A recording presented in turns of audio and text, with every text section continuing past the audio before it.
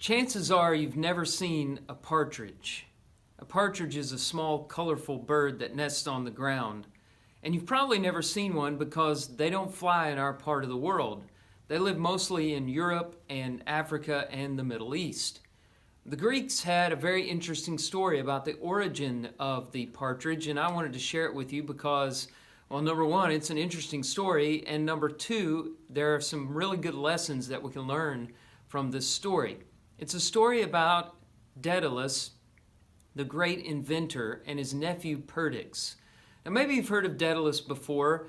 There are a lot of stories about him. For example, he was the inventor who made the labyrinth in Crete, which was a very intricate, elaborate maze designed to trap the Minotaur. Really exciting story.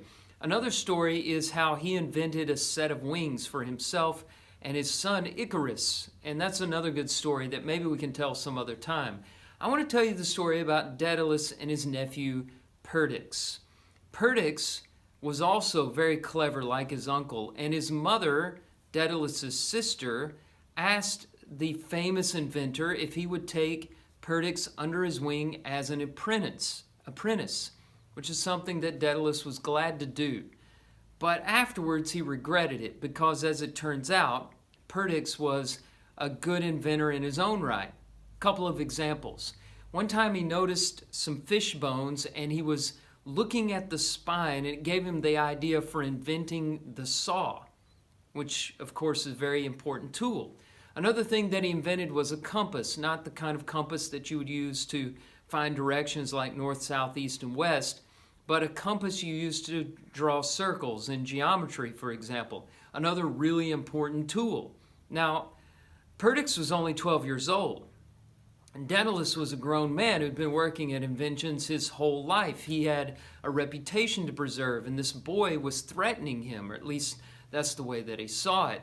He didn't like this rivalry, especially coming from his nephew, so one day in a moment of weakness, when the two of them were up at the pinnacle of a tall building, he pushed Partridges off, and Partridges fell, and he would have fallen to his death if the goddess Athena had not seen it.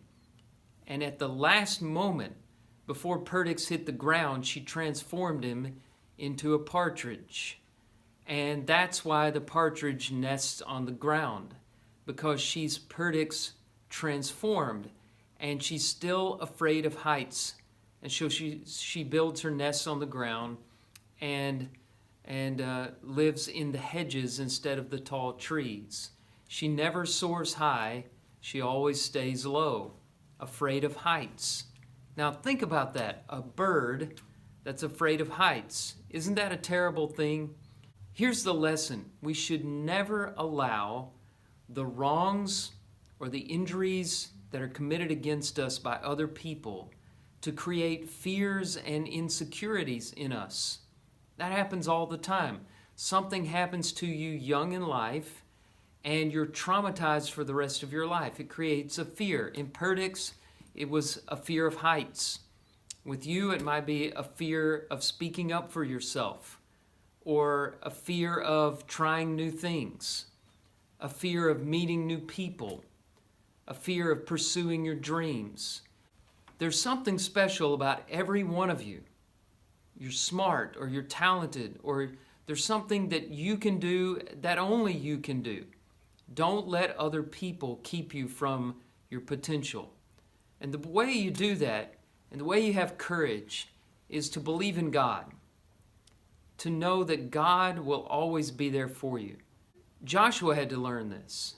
In Joshua chapter 1, he's very nervous about taking over the reins from Moses and leading the nation of Israel. And God spoke to him and he said, "Be strong and courageous, and do not be dismayed, for the Lord is with you wherever you go." Another one who was like that was the Apostle Paul. Paul was ridiculed and mocked and persecuted all the time.